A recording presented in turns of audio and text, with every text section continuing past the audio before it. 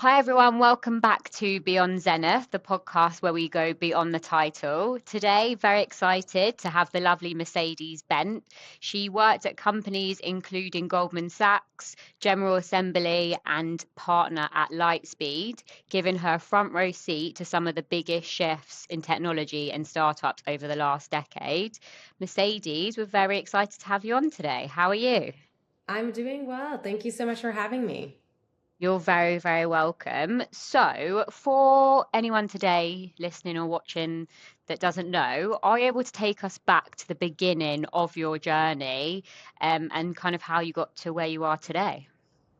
Yeah, well, my today I'm a venture capitalist. I run my own VC firm after being a partner at Lightspeed for the last 6 years. Lightspeed's a 40 billion AUM venture capital firm that's been in a ton of great companies like Anthropic and Snapchat, etc. Um, I a lot of times think that my role in venture is an amalgamation of my finance experience and my tech upbringing and tech startup experience. I also think the fact that I'm now the founder of a VC firm is also really tied to my background. My parents were actually entrepreneurs. They started some of the earliest video streaming companies in the 90s, as well as the early RFID companies in the 2000s. And so I had a really fortunate upbringing in Cupertino. I thought everybody talked about startups and ed tech and fintech and all of the different types of tech at the dinner table every night. And so my parents would always say things like, okay, if a furry robot was going to come to market, what would it look like? Who would sell it? Who would be the buyers? What would they price it at? And like, what would the supply chain look like? Like, where would it be manufactured? And, all of these things, what features would it need to have? And so it was really incredible to have that type of upbringing, talking about the type of thing, when I was 7, 10. And, eventually I went on, started undergrad, originally as a comp sci major, finished econ major since I was in undergrad when the great financial crisis happened. And then I worked at the Federal Reserve on the crisis. I worked at Goldman Sachs. My financial services career was really fun, but realized I missed the startup side of what I was doing. And so ended up working at startups from 2012 to 2019. General Assembly, worked there for 4.5 years in the 2010s, was also the founder of a company, the end of life software space, and all before becoming a VC. And so it's kind of finance, startups, and then VC, finance and startups. But it's been a really fun path to get me here today. Wow, what a journey. From the very beginning with your family, it sounds like there was no other option, that you were destined to kind of take that path. I guess you could say so. My siblings have not started companies yet, so maybe they will one day. But I really do think like it's not really normal to have that type of upbringing, I'm realizing. And so yeah, I feel like almost a not a responsibility per se. Like if I was an artist, I would be totally fine too. But I do feel like very advantaged to have had that and try to think about like, well, how do I utilize that upbringing day to day now? And when you were in the financial sector, that was during the financial crash? Yeah, well, right after it. So I joined the Federal Reserve in 2009. I worked at the Boston Fed and the DC Fed at the Boston Fed on crisis related work. And so the crash had happened '07 and '08. And in '09, we were trying to figure out what had happened, like why people bought those mortgages that they know they couldn't afford, and why the loan officers gave offers that they knew people couldn't afford. So it was a really interesting unraveling of the whole situation. And then I worked at Goldman a little bit after that. Was that quite a shock to join that sector after that time had happened? In a way, yes. I mean, as a young person, I was like 21 when I was working there. I didn't have a lot of context on and like first world experience to be able to, primary understand it from a primary standpoint of like what are people feeling, what are they going through. It was all Mhm. very kind of intellectual and current eventy. It was a bit surreal to meet people who, when I called them from the Federal Reserve, were like really anxious and there was a ton of emotion and they were desperate, like looking for help. And me being 21, being like, I'm just trying to understand what happened, like but there was actually, it was clear there was a lot of pain. It was very visceral. So I think that's Yeah. what drew me to it and wanting to understand like what was happening here, because it was clear something bigger than what exactly my small brain could comprehend was going on. And it turns out, I mean, it's still within my lifetime the biggest financial crisis anyone's ever had. And for everyone who was slightly older than me and had jobs getting canceled and cut off as they were graduating, and obviously for people even older than that who are living through the profession of it, it was really a jarring time. I do think it ended up shaping my mentality quite a lot forevermore. Some things, for example, I don't have the same view of home ownership as, the Gen Xers and baby boomers. I think a house is just an investment, and it can be a bad investment or it can be a good investment. But I don't think it's the goal of I've achieved pinnacle life that you shoot for. If anything, Yeah. I think it's frankly a fairly bad investment compared to a lot of other things. My husband and I are both investors, and we did this like whole model of what year a home would break even relative to like renting, and the numbers are just atrocious for San Francisco to be specific. But it's something where we started viewing it as okay, it's not it's a choice, of course, but I think that's where the GFC shaped my mentality even 15, 20 years later. Yeah, because it can cost you money, but then it also depends how much money you put in and location. Because I know a lot of people don't see the value in it as much, so completely Yeah, get that.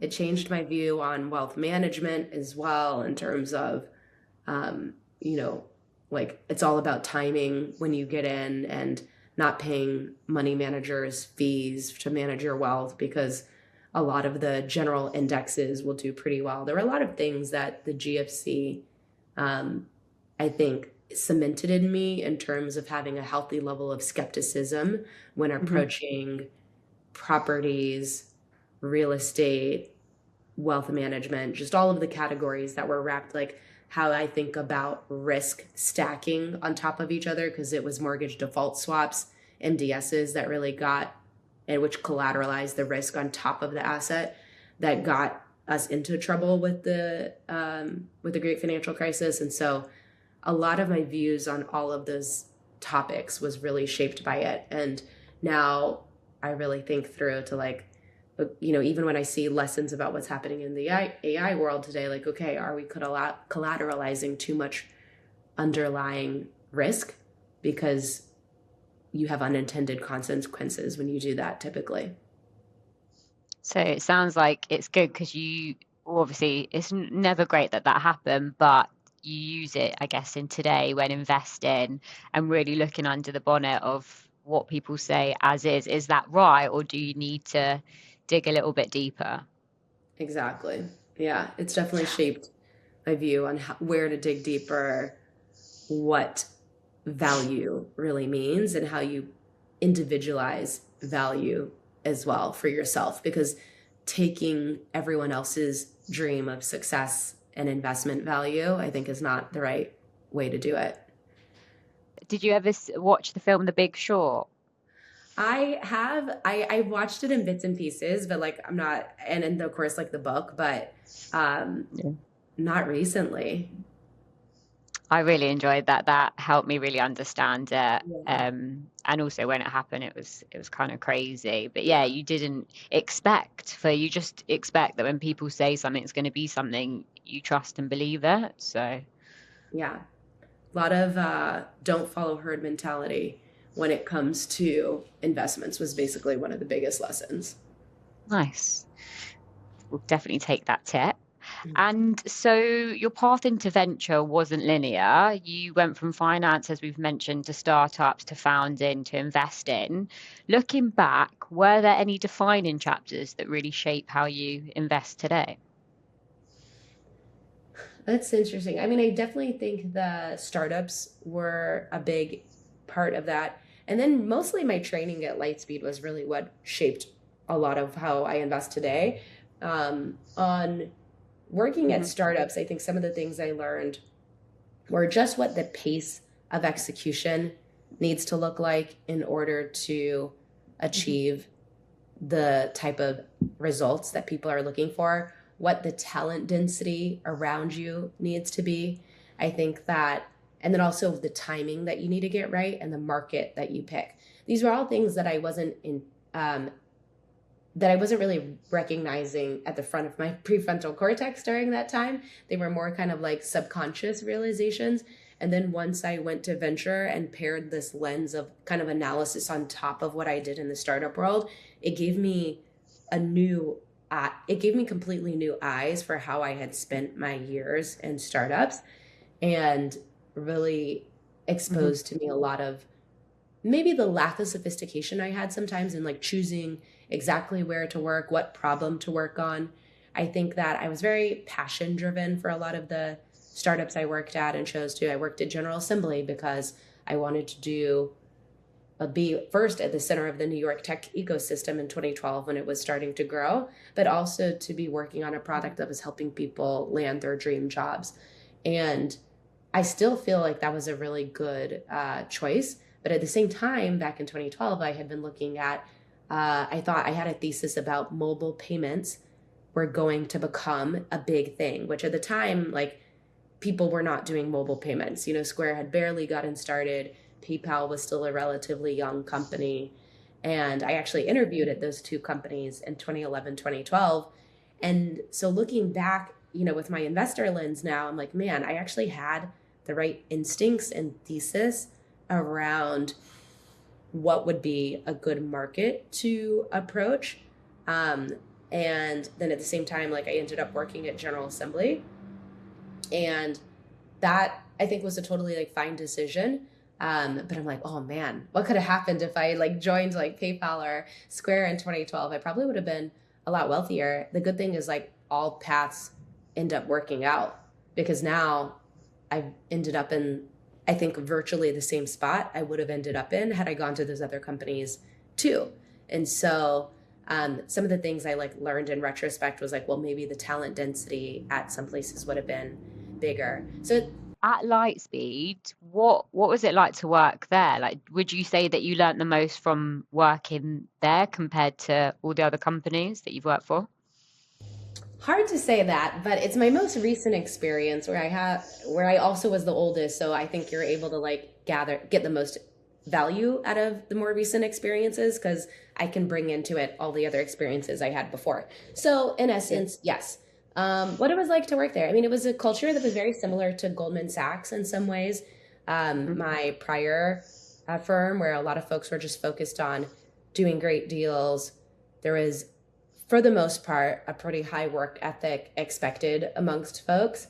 Not everyone worked at the same level, but I do think there was a lot of training and rigor on like what makes an exceptional investor and what makes for an exceptional investment, and like what does founder quality look like? How do you analyze and dissect markets? How do you analyze and dissect product metrics? So there was a lot of that I thought was really valuable. I loved it. I had such a great time. I have actually like codified what I think, and the 7 traits I think that kind of make for exceptional founders based on a lot of my time there after I sat and reflected on like what separates a decacorn founder versus early like pre-seed. You can actually still see a lot of the same qualities together, but I think that's one of the greatest lessons I got from there is just the difference of how far apart the quality of founders can be. You mentioned that you learned 7 or picked up 7 tips for founders. I have to ask, what are they? Yeah, so I look for people, it's kind of like characteristics that founders exhibit that Right. I tend to look for. One is I look for people who are influential communicators. They have an ability to infect the listener on the other side of the table with their energy, passion, enthusiasm.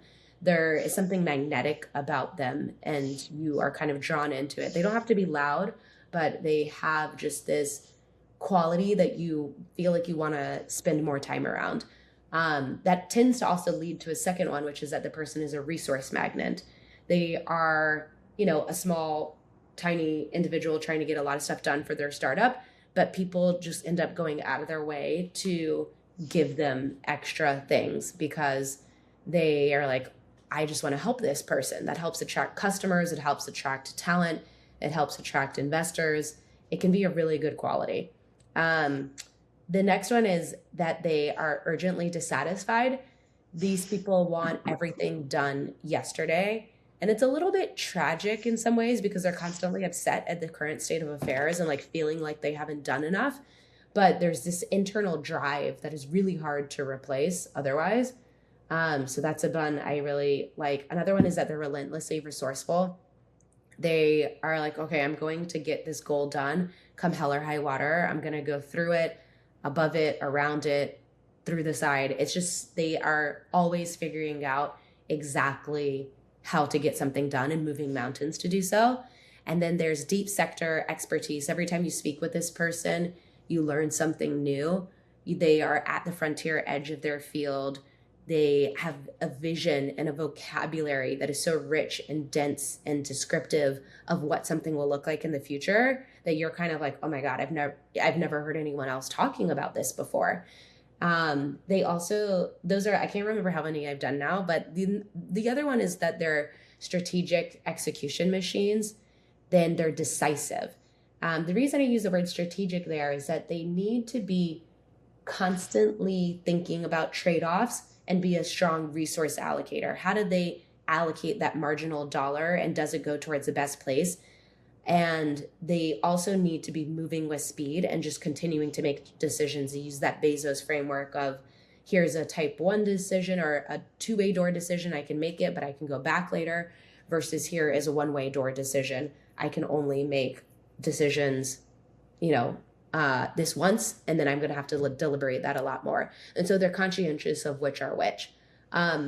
I think that's all 7, but I might have skipped one. Those are the things that I look for in founders. And to me, having a lot of verbiage and language around each of those criteria is really important because it helps me identify when I'm seeing somebody and that has one of those qualities. Have you ever found a founder that has all 7? No. And I typically see people spike in a couple. When I first meet them, I can tend to tell that they spike in maybe like 2 or 3. And then once I work with them a lot longer over time, that's when I then start to see like maybe they're spiking at 5 or 6. But I'm not sure I would have seen all 5 or 6 of those early on in the beginning. And then you mentioned wanting to understand what was happening behind the curtain in the boardroom meetings. What were you seeing at that time that sparked that curiosity? So I would, at General Assembly, board members would come in. A lot of times they would order lunch for us. I think one of the investors was also an investor in Potbelly sandwiches. And so like I always knew it was board meeting day because there would be a ton of Potbelly sandwiches for the team, which I love those sandwiches. So thank you, Navron, for that. And I would sometimes have to help like prepare something that was going to be, that was going to be presented in the board meeting. And it felt like there would be these big changes that would happen. And then people would come out of the board meetings and there were 4 co-founders and sometimes the different co-founders would be talking about different things that had happened. And I just like wanted to understand a little bit more about the black box, like how our strategy shifted, how the management and leadership changes were all made. Because there was also other startups I worked at where the startups would get a ton of funding and then like it felt like we had no strategy, like no ability to execute, not General Assembly. But then I would go like, well, how are people allocating? Like, how are they making these decisions? Is it all based off of, that seems like an interesting person? So I don't know. That the startup experiences are really what started to have my curiosity get scratched. And then when I was at Stanford, I was like, oh my goodness, VCs are falling from the sky like raindrops. Like they were just everywhere. They were always on campus. And I was like, okay, I finally have access to them. I need to go spend a little bit more time figuring this out. And after 6 years in venture, What made the right moment to build something of your own? Um, I think there were a lot of factors that came together. One being the lesson we talked about from the great financial crisis, where I realized timing is basically the biggest thing I think that makes or breaks investor vintages and careers. Because if you invest right after a new technology has been released, you have a really high probability of hitting a lot of interesting companies. And then there's a new talent pool that comes out that wants to invest. There's just a lot that is really like if you had invested a ton of money right after the great financial crisis when everything was at low prices, but we also had mobile technology coming out, you would make a killing. And so I thought that timing was really important. Having the next thing I was most concerned about was who to partner with. And I got so incredibly lucky partnering with my co-founder. We are just really well paired and matched, have really different skill sets that complement each other and allow us to build an even better firm. And so I really had a super short list, like 3 people total on the list of who I would potentially build a firm with. And that I got really lucky that this person was available at the same time. So like there's kind of like you're asking a little bit of what led me to it, but I think it's like each of these are a realization. Like the realization was who you work with matters more than just about anything else in determining your success, and the timing also determines a lot of success. The other big thing is that when from a timing perspective, like the last crisis or last mobile development being like iPhone came out in 2007 and then ChatGPT came out in 2022. It's 15 years later almost. Like the next time a technology of this magnitude comes out, I might be 50 or 60 or something. Am I going to still have the same amount of energy and drive and the right amount of experience to start something? So I felt like I had the right amount of experience. I had the right kind of background and learnings, plus the partner came up, plus the timing was right. It was kind of like the stars aligned. But all of that plus maybe one other big thing, which was just that I also started to realize a lot more about where do I find the most joy in investing. And I realized it was at the earliest stages, investing in exceptional people, founders who are forces of nature, who have the 7 qualities that we just talked about. And that being something where increasingly the bigger firms are investing later and later stage and doing more growth. And I just feel like that wasn't exactly where I was going to be the strongest. And so it was really an assessment of like, where is Mercedes today in terms of her skill set and what she wants to do, her passion, and how does that line up to the market? Have you seen that the Hedgehog Principle by I think it's the guy who wrote Good Not Great, the Good Not Great book, or Great Not Good, something like that. Okay, what drives your economic engine? What you can be best in the world at, and what you're deeply passionate about. Like, what do you care about? What are you unique at? And where can you make money? And I think it was like what I was basically describing lines up that all 3 of those kind of hit for me. Hedgehog Principle. I've heard of it, but I don't know it's in detail as I It's from the definitely. it's from the book Good to Great, and by Jim Collins. So it was a book that actually the CEO of General Assembly, this guy Jake Shorts, used to tell me a lot about it back in 2013, 2014. And it's kind of guided a lot of decisions I've made on the personal front ever since then, which is a really big belief that you will be the best when you line up your best skill sets to the market opportunity that you can serve. And are you, or is there any trends or anything you're seeing at the moment in terms of shifts? Oh my goodness, so many.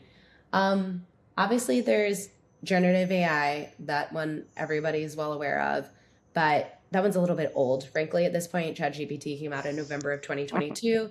It's about to be 4 years since that came out. I think what's more recent is agents. If you look at Anthropic releasing the model called Opus 4.6 in November of 2025, less than 1 year ago, that was a real watershed moment for the industry where finally people said agents are actually useful. We had a deck in our slide that said agents all over it, or a slide in our deck where we said agents all over it last year.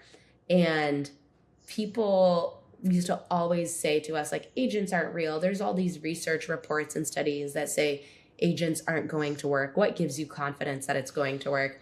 And we were like, man, this is really triggering people. I guess we should, remove this and not, I don't know, just like not talk about it. But then we felt vindicated once like the models came out in the fall, and now it's all anyone wants to talk about.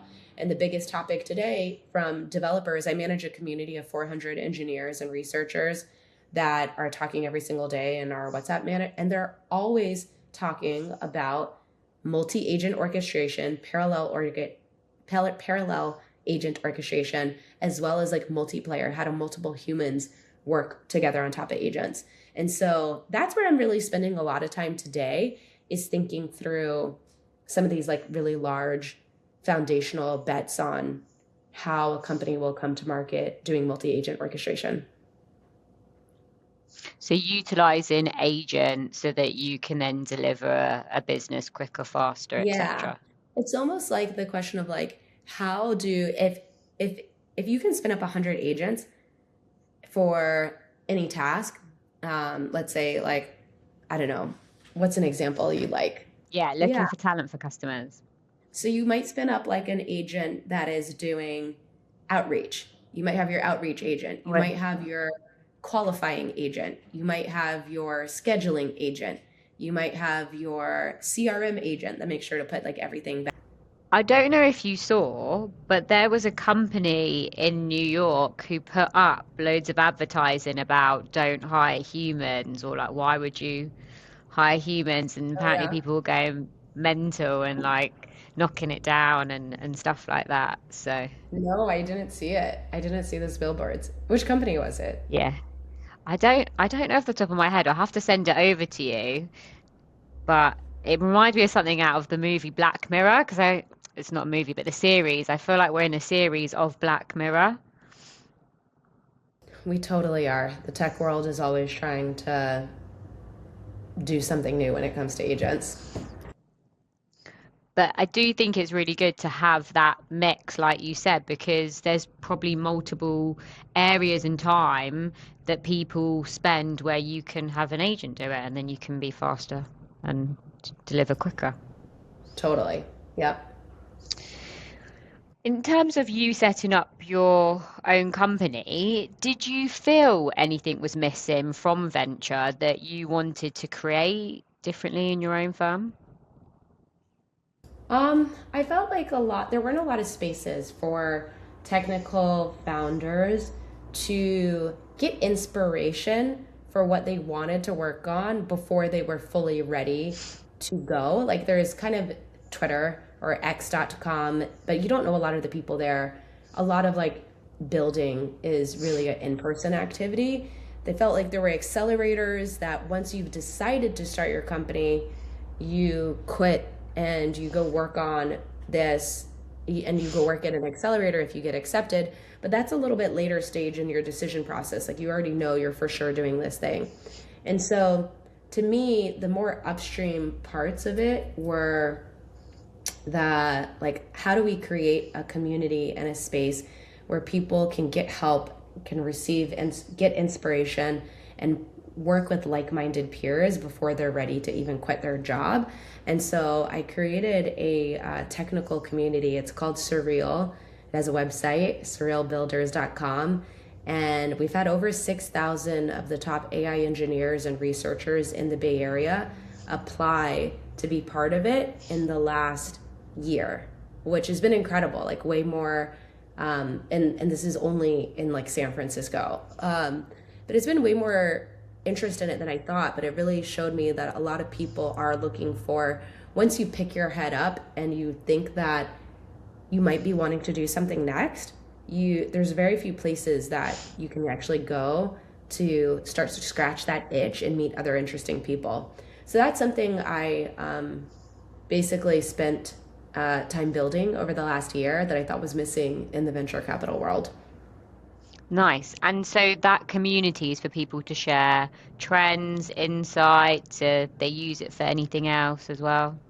Yeah, exactly. Like What we were talking about earlier, agents, multi-agent orchestration, that's been a huge topic in the WhatsApp for the last few days. Like everyone, there's engineers from LangChain, engineers from DeepMind, engineers from Anthropic and OpenAI and Meta and all of these places that have all been discussing what tools are available to actually make building agents and doing harness engineering really useful. And so that's something that I've been really working on.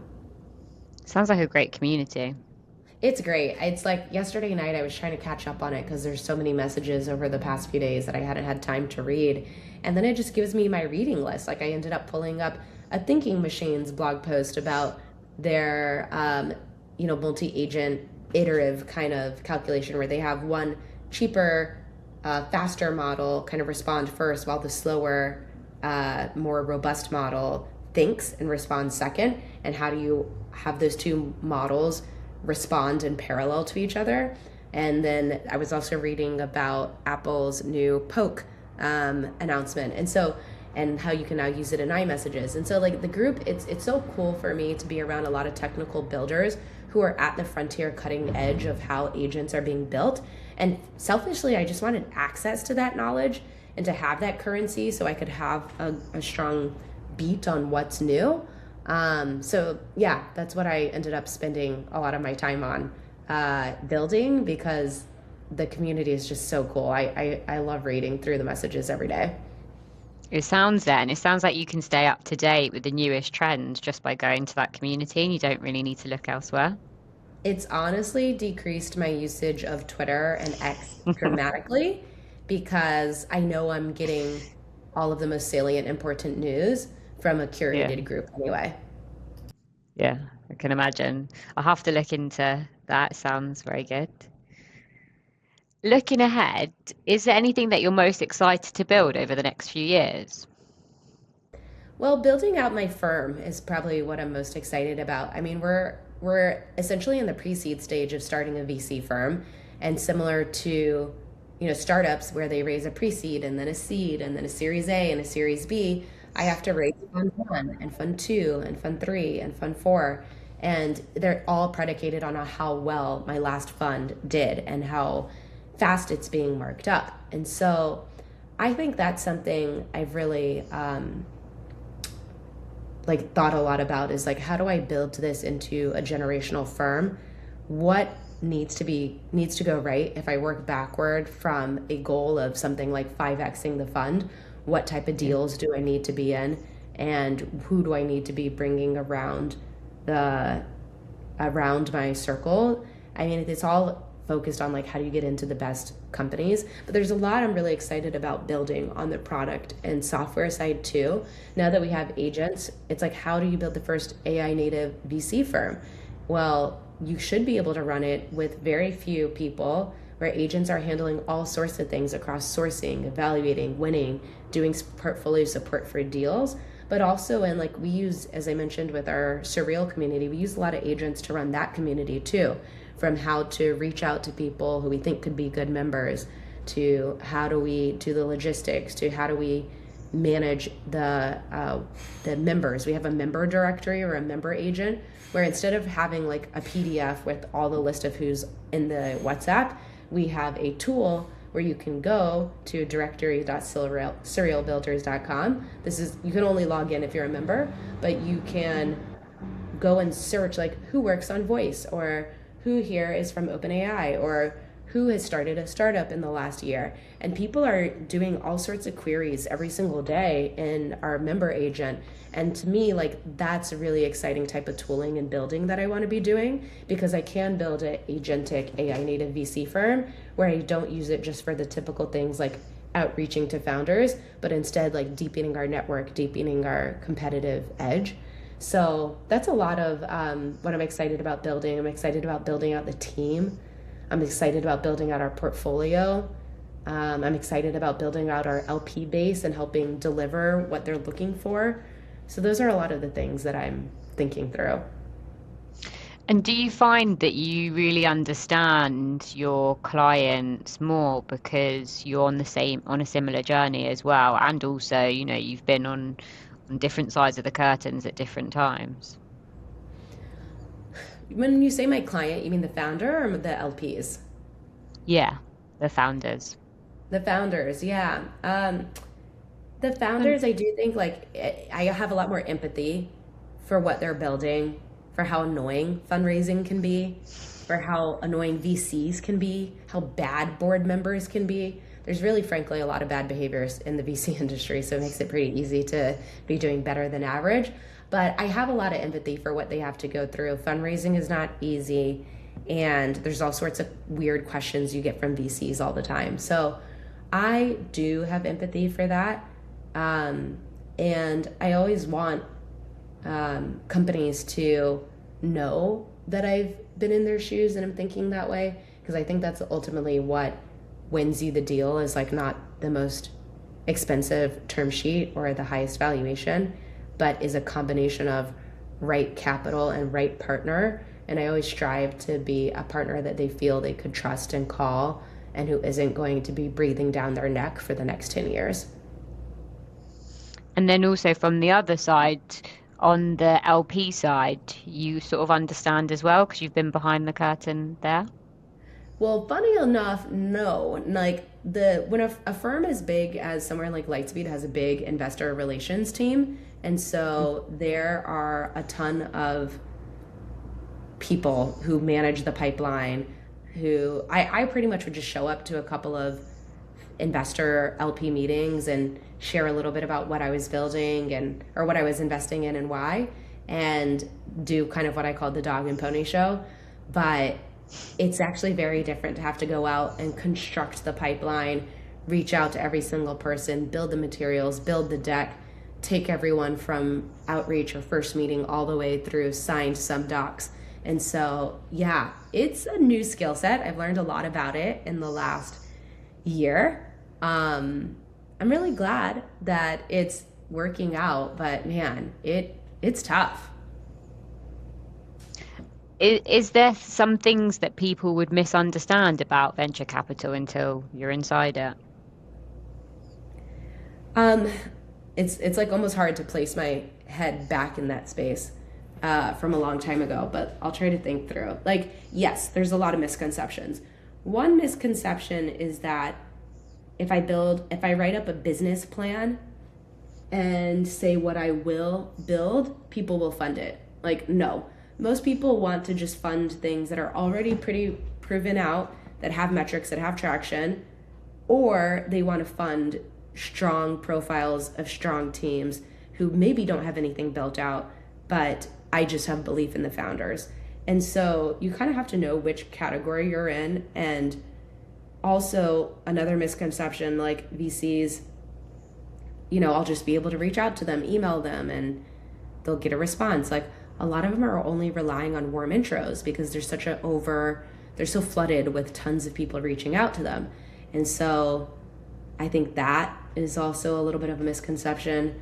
So basically, on the other misconception I think that people have is that if, VCs, I'll work with them and then I will be able to build my business forever. Is like, it'll make profits, it'll grow at a certain rate, and it'll be fine. I'll like find an exit and return money to investors one day. Or even worse, like, I think I should just raise venture capital because I need money. It's like there's actually a lot more less expensive forms of capital to raise.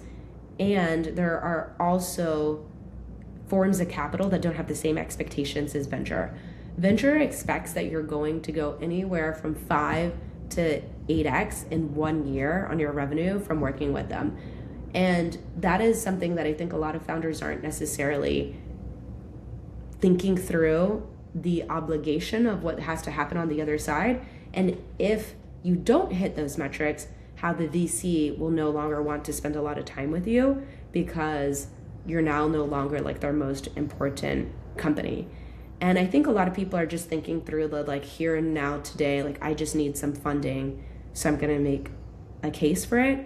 But I do think there is a lot more layers to venture capital. You mentioned that there's other ways that you can also do raising and not always go down the VC's route. Is there anything that you could share for anyone? I think, well, yeah, there's like, you can do grants that are free. There's private equity, there's friends and family, there's Kickstarter campaigns, there's a lot of sources of capital, even philanthropic grants.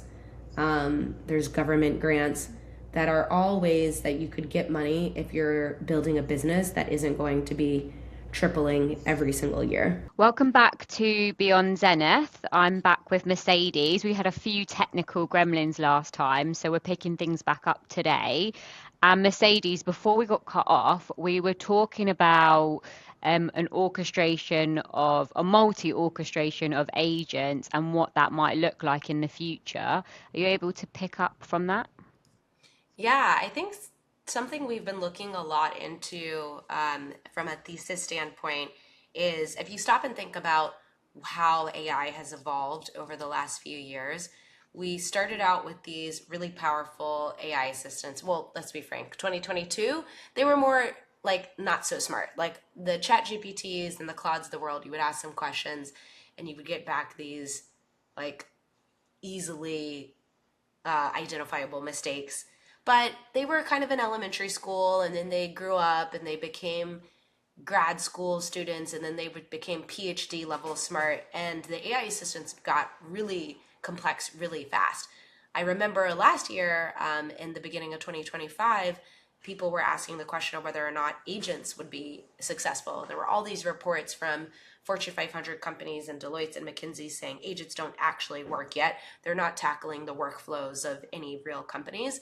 And then lo and behold, by the end of 2025, Claude put out Opus 4.6 and a bunch of different models that really showed for the first time, oh wow, they are capable. So 2026 has been the first year where everyone agrees that agents have actually execute tasks on our behalf. And the new question this is bringing up where I sit, we're always thinking about the tip of the spear, is how do we manage multiple agents? Because it's almost like adding on to your enterprise if you suddenly hired 100 engineers tomorrow or 100 interns tomorrow. That would be a lot to manage. Who's moving this way? Who's swimming that way? You frankly would just have a lot of chaos because how are you actually getting them to coordinate? How is everyone working on the same priorities, swimming in the same direction? And that's a real problem that a lot of engineers are facing today.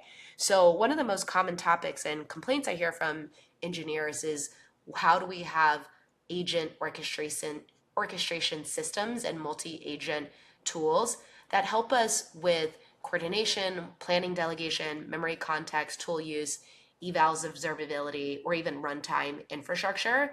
And this is something that would be really important because you want to have everyone aligned and working together. So that's basically, we call it multi-agent orchestration. There's a bunch of new tools coming out from E2B to Factory to Conductor to all sorts of other ones, Runtime, that I've been really excited to see. And in this developer tooling space, the question is, how do you get all of the agents to work together? How do you have better options for multi-agent browsing? And that's just been a question that we've been spending a lot of time on. So I'm excited to see and evaluate more tools there, but that's currently our biggest thesis, which then that's all on the agent facing side. So think about humans managing agents. The other way I will use the word multi, not to get too confused, but another big part of our thesis is multiplayer. Think more collaboration with other humans around the agentic tools. So the same way we have Google Doc, we have Google Drive. Before, those were all single player tools, Excel, they were Word docs. You would have to email them to each other to get people to collaborate on that technology. And we have a little bit of the same problem today with agents. If you want to share what your agents and allow someone else to edit their permissions, right now, that's not very easy to do. And so we are also have a thesis around multiplayer or collaboration, which refers to how do I edit your chat GPT chat session? How do I look at it? How do I work on a document with you that the AI is in the document and we're all collaborating together? We can all probably stop and think about how those tools don't really exist yet, but they probably should and they probably will. And eventually one day I'll be watching my agent and your agent, Nicola, coming together and working on the same document. And then we'll be able to give instructions to your agent versus mine. And that's something that we just don't have yet. So those are two different theses that both use the word multi, but one is multi-agent orchestration and the other one is multiplayer collaboration around agents. Very interesting. And are you utilizing multi-agents or agents yourself? So not as much as we would like to, but yes, we are. We are still facing a lot of the limitations that the industry has today. We don't have a great way to share the agents between our teammates. So yes, like our teammates are all using agents, but we don't share them well, and I don't have great visibility into what other people's agents are doing, but their agents are doing stuff, and I don't have great visibility over how their agents are interacting together. Do you think moving forward, as you said, where you'll be able to connect the agents, it will be some kind of like API or MCP that you can interlink agent to agent? Yeah, definitely. And I think of that a lot of times. Like I use MCP all the time for getting my data out of systems and then being able to have my assistant or agent run analysis on that. Mhm. So that's something I've definitely spent time on. Very cool. Thank you for that. Right, transitioning into technical operators. So you mentioned before that it's a particularly exciting moment for CTOs and senior engineers to move into venture. Why would you say that now? I think for the first time, a CTO can get like 75% of the leverage they would have gotten from managing a 100-person team with 0% of the managerial headache.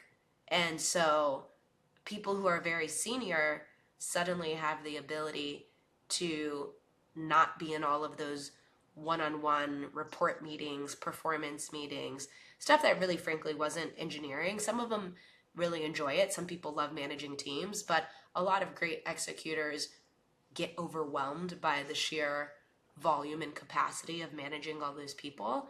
And so I think it's a great time to work with senior engineers who are looking for a break from all their management responsibilities, but still have the experience level to be able to manage, because the same instructions you would have to give a bunch of junior engineers about how to approach and execute a project apply to agents. The more structured you are with your instructions for agents, the better they execute. And so that's something I've been pretty conscientious of. And for me, it makes me want to work with more senior people more today. It's a little bit problematic because then the question is like, well, what happens to junior people who don't have the opportunity to learn? And I think that's something we still obviously need to be hiring junior people. But if your organization is really small, I think you end up doing more of a flight to senior people. What unique perspective do technical operators bring that traditional investors can't? To founders, um, well, I mean, I think a technical operator is going to be able to diligence the code repo and go deep in the code base a lot further. They'll pull up the GitHub, they'll evaluate the various PRs and the architectural decisions that were made that a non-technical investor wouldn't be able to evaluate in the same way. Um, so I think that's, yeah, something. And also there's just in terms of the portfolio support that they give, being able to, I think the more deeply you understand a problem, the better you're able to reflect back to that individual the nuances of their choices that they made. And so I think it helps a lot if you're more of a technical operator to be able to hold a clear mirror to the person who you're trying to help, the founder, if you've actually done that work. Do you think that will change at all because AI takes a lot of the knowledge or the domain knowledge that you may have needed, and I suppose people could potentially upskill on that? Maybe eventually one day. I think this is like kind of the classic like labor replacement question. I think in the short term for there so AI is taking a lot of jobs away from knowledge workers, um, low level knowledge work. And if you are risk on and adopting a lot of the AI tools, what you really can reposition to think of the AI system is more just like a calculator. Like, sure, I could have done longhand math out the way I learned how to do it in elementary school for all of my calculations, but why would I do that when I have a calculator? I feel the same way about AI today. It still behooves you to ask more thoughtful questions, be more structured about the intent of what you want to get out. If you go to AI and you just prompt it without understanding what you're trying to extract, you're going to end up with a jumble and a mess. And so I think this actually will force most workers into a more metacognition level of their work, because it's kind of the classic, like if you have to teach someone a subject, you have to actually really understand it yourself. And in order to instruct AI as to what you really want, you have to be more structured at a higher level yourself. And so, yes, some people will use it in a lazy way, but I think most people who are trying to advance their careers will try to use it as a thought partner calculator that inputs into their still original thinking. And so I'm not exactly answering your question, but I do think I don't think the role of expertise diminishes in the age of AI. I think how you utilize that expertise changes. It makes sense. It's something similar a CTO said to me as well, of why they really like to drive domain-driven development and principles, because you understand the architecture so that when code and everything's being written from Claude Code or whatever it may be, you understand if things go wrong. So you need to understand, I guess, the infrastructure of whatever you're building, so you can kind of be like, that shouldn't have gone there, that shouldn't have gone there. Exactly. Like, how will you debug? How will you audit? How will you QA if you don't actually understand what was the expected output? You need to have a POV on, or a point of view on what the expected output is. And that's where I think increasingly humans will have to train themselves to have that. I sit down a lot of times and I force myself and I go, okay, this is first principles time. And first principles time means, without using any AI, stop and just use my own brain to think through logically, creatively, what should be the answer. I'll sometimes go on walks and have this, and I'll talk into a voice recorder or into like my, voice AI assistant. And then when I later come back, now I have something transcribed that AI can riff off of that. But I think it's so important to capture those original thoughts. And versus before, I would have sat down at a piece of paper and I would have just like typed and typed and typed until eventually I arrived at some good thoughts. So I think it's and then I would have like been searching on the internet and looking things up and reading and consuming everything in between. But I think we just have to protect that first principle space a little bit more. Yeah, it's a good idea. I'm gonna try it myself. You mentioned when I was speaking to you previously that one of your first hires was a chief software officer. Is A that chief correct? of software. Chief of software. What led you, and I suppose that's not a typical hire for your first hire? It's not even really like a real title right now, but essentially we were supposed to hire a chief of staff. That was the original job requisition that we had identified. But then we realized everything we wanted the chief of staff to do was something that could be automated by AI and agents today. And so we said, well, we really need someone technical to build all of these agents and automations. Why don't we do that instead? And so that's what we ended up doing, was basically putting together a bunch of AI, of basically pulling together a chief of software who now builds automations for us. We probably still will need a chief of chief of staff eventually to catch everything else. But I would see this person working really in tandem with, here's the things I'm working on that have to be done right now. I build out the process, software captures it and automates it. And those two in tandem would be able to get a lot of stuff done.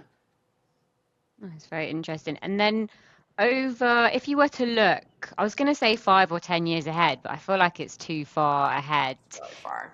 Maybe like a year or two with AI. Do you think venture becomes increasingly technical, or do you have any No, thesis? I think the art of venture kind of always remains the same, which is that venture is ultimately about buy low, sell high, and all of the inputs that go into that, sourcing deals, evaluating them, winning them, doing portfolio support, exiting them via M&A, IPO, or other secondary kind of exit, dividends, all sorts of ways you can exit a company. But I think that that process of how to do venture will largely stay the same. What tools you use to inform that process to help you buy low, sell high will always be changing, and what we invest in will always be changing. It might become more technical in that I might be investing in robotics a year from now. I have no idea. But I think that, which is not something I invest in heavily today, but you have to kind of go where the market takes you.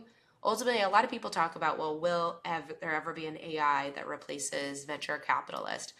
And I think there's lots of parts of the venture capital job that can be replaced, but the entire end to end, I'm a staunch like, no, you cannot replace the entire end to end today.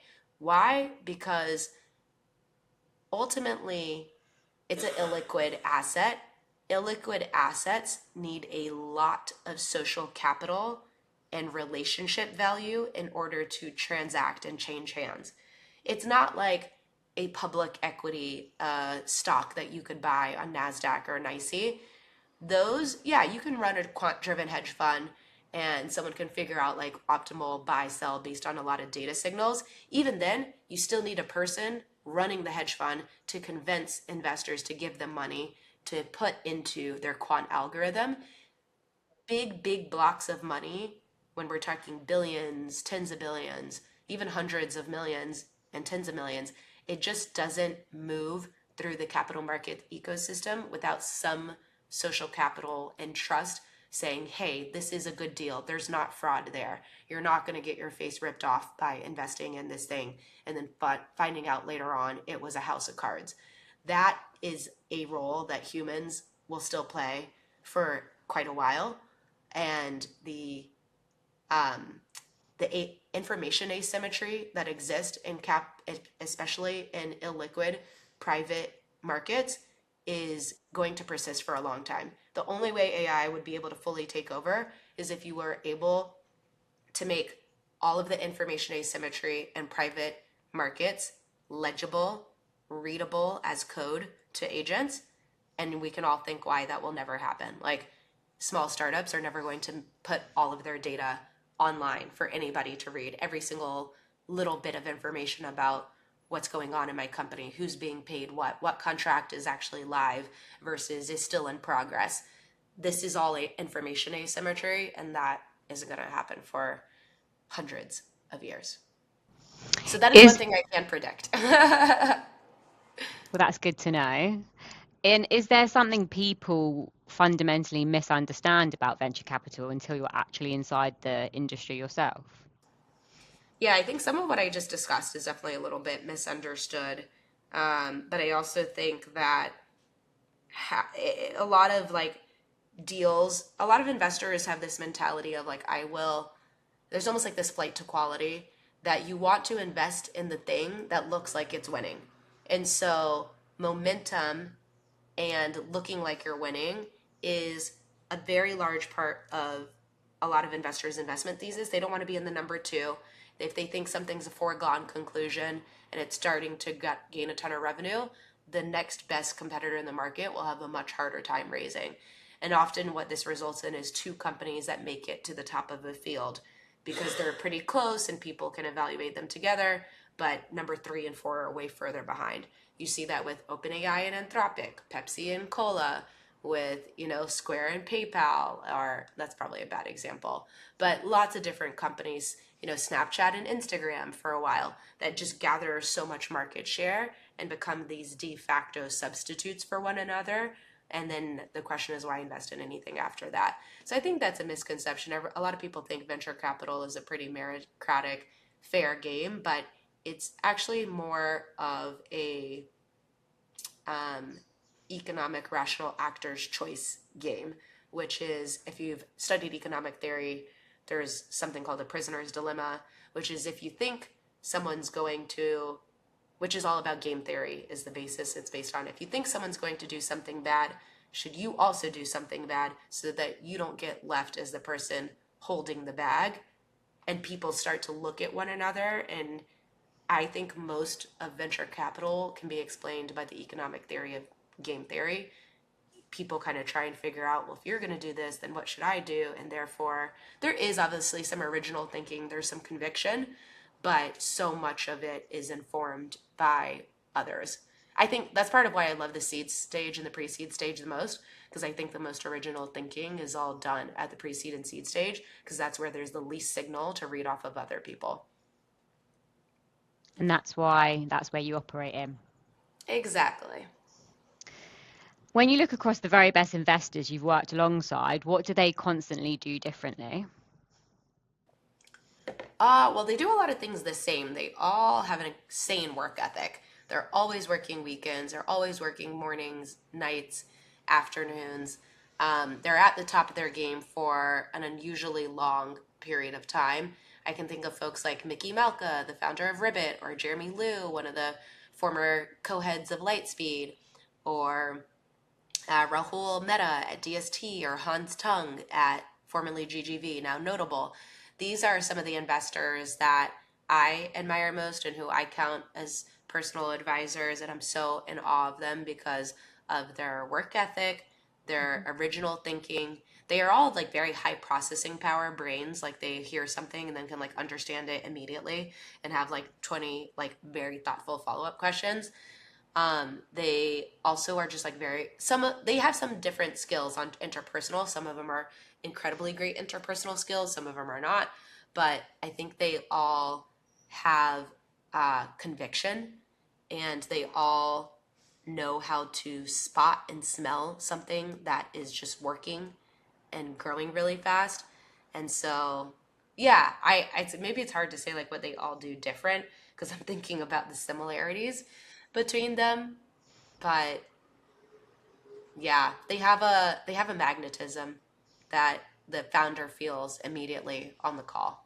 On to yourself and where you're at with your company. Very exciting time. Is there anything that you'd like to share with the listeners today that they don't know about your company and where you're at? We are still mostly stealthy, so I'll just leave it at we're a $100 million pre-seed and seed venture capital firm.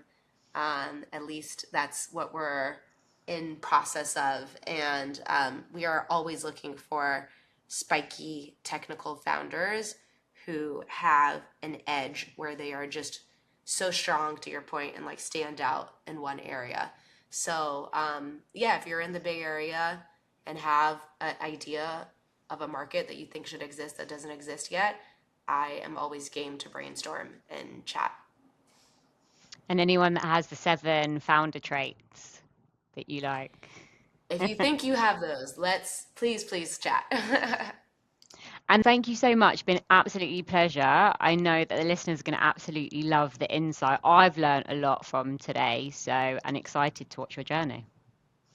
Thank you. Thanks so much for having me on, and hope to reconnect.